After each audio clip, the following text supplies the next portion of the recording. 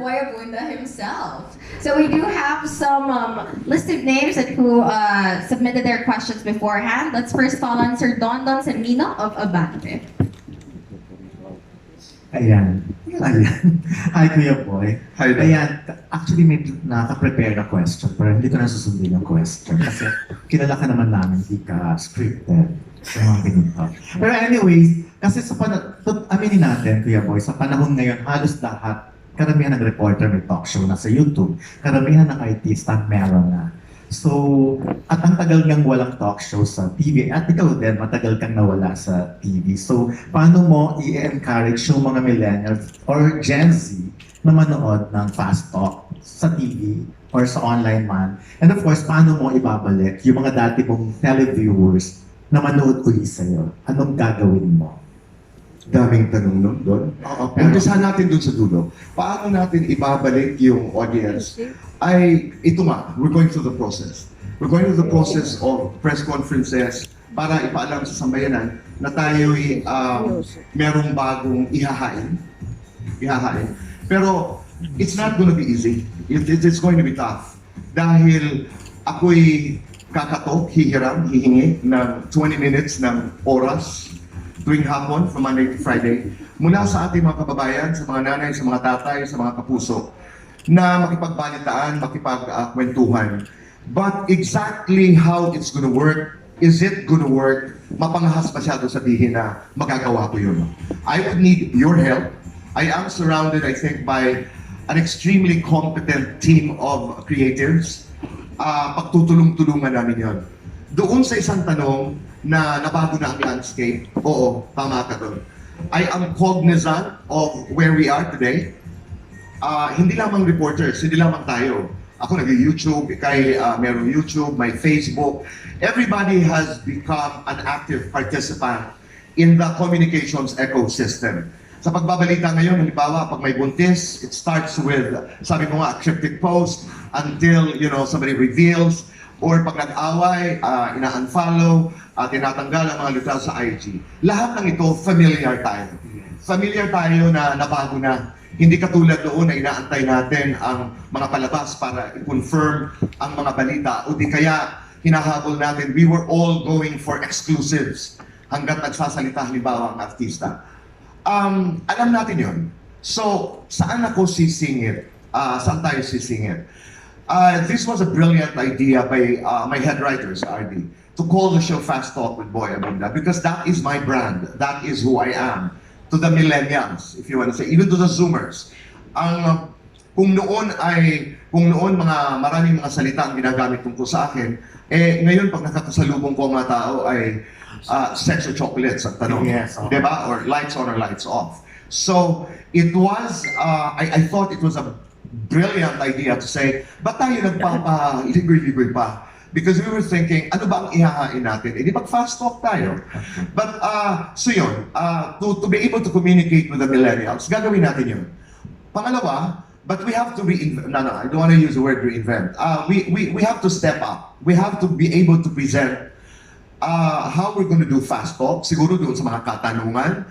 Kasi ang fast talk naman may pagka, it's specific and it's personal to the guest. Halimbawa, Don, kung ikaw, lahat siguro ng fast talk ko sa'yo is sex. Dahil wala naman tayong pinag-uusapan kundi sex, di ba? So, depende yun. Totoo yun. Hindi na yun. So, ang fast talk is fun because hindi masyado nakahulma. Depende yun sa, halimbawa, Don, nagkaroon ka ng boyfriend na may girlfriend. Ang fast talk ko nun siguro sa'yo ay boyfriend-girlfriend. So it becomes very personal. And that's where the fun is coming from. So that's number one. But what is fast talk? Unahan ko na kasi ang tanong mo, paano ako sisingit doon sa communications or the infrastructure, the ecosystem, kung saan everybody has become a reporter, everybody has become a commentarist, everybody has become an audience, hindi na natin malaman, di ba? So, saan kami sisingit? Number one, I own Fast Talk. May proprietary, may ownership ako doon. Yes, klaruhin natin yan. Ang fast talk ay hindi sa kabilang channel. I own the copyright to Fast Talk. I invented that. I created that. At nagpasintabi rin tayo para hindi na surprise ang may mga kinauukulan. But thank you for asking. Yes, I own the copyright of Fast Talk. So una, gagamitin natin ang isang elemento na akin. Ibibigay ko yun, di ba? Dahil alalahanin natin, ako'y sisingit lamang, ako'y hihiram lamang ng 20 minutes doon sa sabi nga ng ating boss ni Lilibeth ay nasanay ang ating merkado doon sa mga teleserye in the afternoon. Aside from that, susubok din tayo. Susubok din tayo gumawa ng headlines. Kung marami sa social media ang nagiging sources ng kwento, hindi ko ihihinto rin ang maghahabol din tayo ng kwento. Malay mo, tisod tayo ng balita na sa atin mag-uumpisa. Because remember, we have access to the GMA artists. We have access to our personal friends. At may konting, I don't want to use this word again, may konting kredibilidad dahil may fact-checking kami. Kung halimbawa, magbibigay ako ng headline, dadaan yan sa napakaraming tao before I'm able to do, a commentary, for example, or an enumeration of headlines for the day. The last part of the show, I know I'm just talking about 15, 20 minutes of text. The last part of the show is again a brand that I am very strong in. I'm not saying I own it, but I think if there is a brand that identifies me as a talk show host, is that I am an interviewer. So I will be doing fast talk, I'll be doing headlines, commentary, whatever I can do, very, very quickly. And the centerpiece of the show is the interview. Sa pamamagitan ng ng mga itong elemento, I am hoping na papapasukin kami sa mga tahanan. Papapasukin kami sa mga puso ng mga manonood. Now, doon ang tanong, permanente ba ito? I've been in this business for so long. I've been in this business for 2 years. Diba? 2 years now. Will we work? Blanca, diretsahan na tayo. Hindi ako sigurado. Kakagatin ba kami? Hindi ako sigurado. Pero I'm coming into the platform bukas. I'm coming into the platform willing to listen. I'm coming to the platform not just to my audience, but to the creatives. Kasi kailangan maghain tayo ng bago eh. Lahat naman, I remember when I started Star Talk dito sa Lagorgi, I started Star Talk dito sa GMA 7. Tawa kami ng tawa noon nila Chris naman ay Lolit because I think we rated a 3. Okay. You start somewhere. Bago ka eh. Di ba? Hindi lamang nagpapakilala ako sa audience, nangangalapit tayo ng konting panahon, tatanggapin ko rin na I will have to spend a lot of time getting to know the celebrities I'm going to be interviewing. How do I make fast talk more interesting? Kahapon lang, I was talking to my executive producer, I was saying, dapat may portion na I opened the show with fast talk, my FFT, my fast talk, na walang hingahan. Subukan natin, di ba? Subukan natin. Because doon sa gitna, when I do my balita at my headlines and my commentary and my opinions, ordinaryo yan sa social media. The only difference is maybe because I'm supported by extensive research. Doon naman sa interview, doon parang nag-uumpisa, laban. I'd like to be able to use new interview tools. You know, on my YouTube channel, for example, I'm starting to experiment on the what interview. That every question I ask, I start with what. In other words, I'm not going to sit back and wait for manna to fall from heaven. Magtratrabaho ako dun. I know, ako naman. Diyos ko ngayon pala, trabaho ka na. 9 minutes agad ang chika. Grabe, kuya, pinag-awit ang braso. Last na lang.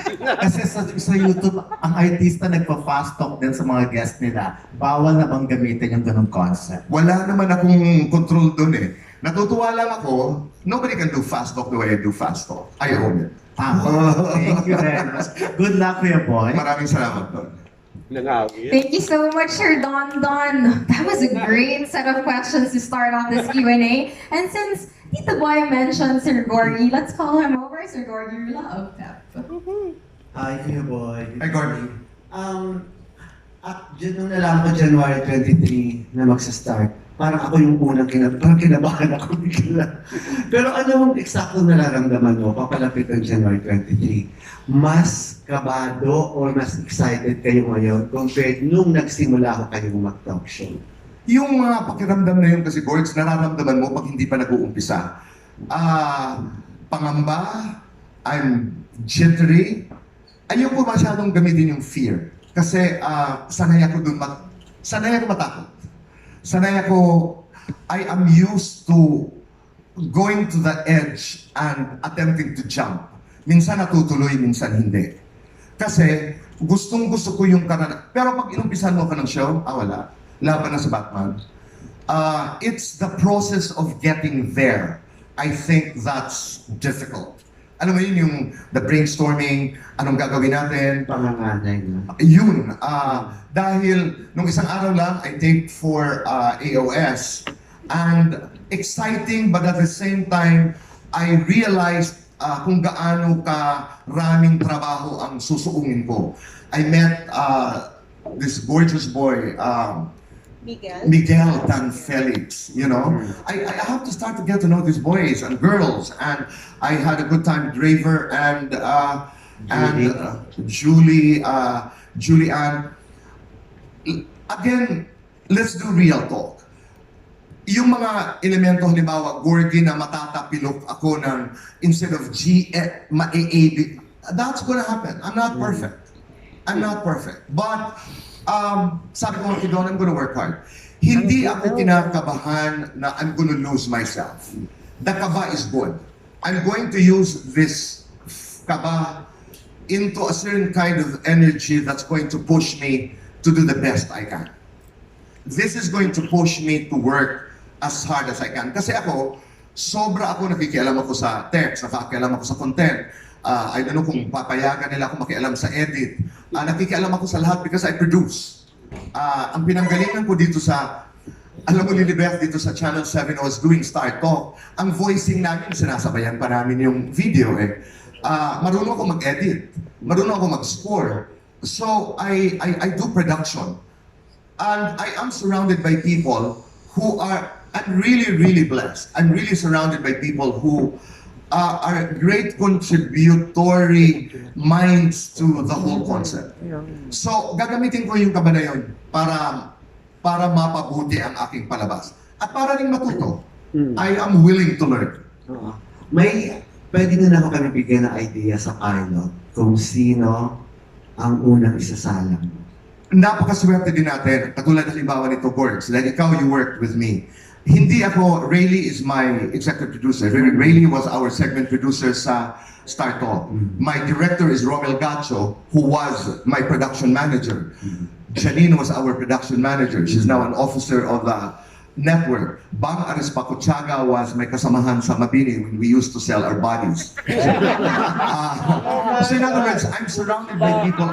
Bang was my first executive producer. Show and tell. Yes! Oo, hindi ko pa alam ang ginagawa ko. Pinagtsagaan ako niyan. So I'm surrounded by people who have worked with me. I'm surrounded by people who worked with me. So, malaking tulong yun, Gorgs, na hindi na ako, ang tawag dun, hindi ako nanganganay masyado. Dahil nakakagalaw ako ng konti.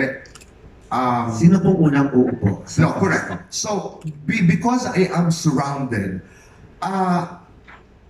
Gorgs, alam mo naman ako, nagtatawag ako. Oo, nakikiusap ako. I mean, everybody who has worked with me, I'm not going to depend on my staff or my bosses or I want the show to work. And I wanted the biggest names and the biggest stories to be on my first week. Kwento lang. Marian is my first guest. Marian is my first guest. Okay? Marian, maraming salamat sa pagtitiwala. Alam naman natin si Marian. She is on a temporary hiatus, but napakabait. I mean, but Gorgs, just to give you an idea, dahil kayo'y mga nakasama ko buong buhay ko, tinawagan ko ang management office ni Marian at ni May. I called Shirley Kwan personally to negotiate and to talk to her about Bea Alonzo, and she has confirmed on a Thursday of that first week. I spoke directly to Alden, to Richard. I mean, I call him Richard. Alden, Richards now. Tama. Yes. Alden, but I call him Richard. I spoke to Paolo Contis straight. Oo, tinawagan ko. I'm sorry. Nag-oo daw siya sa'yo. Ay, oo naman, hindi naman ako papayag. Sabi ko, hindi ako papayag, hindi ka umuo. yung ganun, Gorgie, I spoke to Popoy Carotativo this afternoon, confirmed Carla Abellana. I spoke to Popoy. In other words, I'm going to work with a great team, pero hindi ako uupo. Kaya sinasabi ko sa kanila, pasensya na kayo, sobrang taas ang energy ko, at pakialamero ako. Oo, dahil hindi ako papayag na hindi mag-deliver dahil sobrang tiwala ang ibinigay sa akin nila Atty. Gozon. Hindi ako mag-aantay ng grasya. I'm gonna work. I called all of them courts. So my first week is Marian, the second day is Glaiza, and I am lucky because the husband said yes. With David, huh? Yes. I'm doing an exclusive interview with Glaiza and David. Our Wednesday is Alden. Our Thursday is Bea. Our Saturday is Paolo Contis. Friday. Friday, I'm sorry. Oo. Can we ask for more? Oo. Tama ka ba? So, Kuya Boy, dalawang questions na lang po. Sabi nga, fast talk. So, 20 minutes lang yung content. I understand live pa ho, di ba? Paano kung yung guest mo medyo hindi siya ganun ka-fast sumagot? Paano mo madala ang buong mixing show na yon para may mapiga sa kanya? Alam mo, sa mga interviews, this is a misconception. This is a wrong notion that, pero I know what you mean, no? Ang unang sagot dyan, actually, bahala na si Batman. Pangalawa, silences sometimes are the most eloquent moments in talk shows. Halimbawa, pag may tinanong ka, oo o hindi, buntis ka ba? You know, there's Okay. that 10-second lull. That's better than, Oo. alam niyo po, kasi nanggaling ako, hindi. Sometimes that silence is more riveting, di ba? So, may mga guest na, may mga artista tayo na talaga tinignan ko, dito pala ang camera ko. May mabibilis, may mababagal. But, wala namang formula works at storytelling. Tingnan natin. Tulungan naman yun eh. Last na lang kayo, Boy. Nung nawala yung talk show, lalo din sa GMA, pag may mga scoop, may mga inaabangan tayong i-confirm na balita from the artist ng GMA 7, ay aabangan natin sa 24 oras sa news. Hindi ho ba ito magkakaroon ng conflict kung sino dapat makaka-scoop, dapat na ba sa fast talk, or abangan natin sa 24 oras? Nung panahon natin, Gorgie, napakahalaga talaga ng scoop. Oo. Napakahalaga. Nagkaroon pa nga ng palabas doon ng scoop, di ba?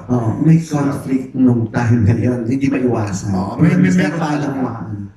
Hindi ko sinasabi hindi na siya mahalaga, but I think the more important thing, 24 oras, Iya is my talent. I manage. I think we will be complementing each other. 24 oras has a style of telling the story. We will have our own way of telling the story. I think the whole challenge now is how we will be telling the story. This is a storytelling business. So kung paano namin, halimbawa ang tools na gagamitin ko ay fast talk o di kaya the interview. 24 oras is presented, but it's a docu, it's a VTR-driven show as opposed to my interview, which is a one-on-one. So doon pa lamang malaki ng pagkakaiba. So I think we should be able to complement. Kung anong hindi nagagawa ng 24 oras, siguro gagawin ko. Ang hindi ko magagawa ay gagawin ng 24 oras. Okay. Thank you, Kuya Boy. Good luck. Salamat. Thank you so much, Sir Gorgie and Tito Boy, for answering.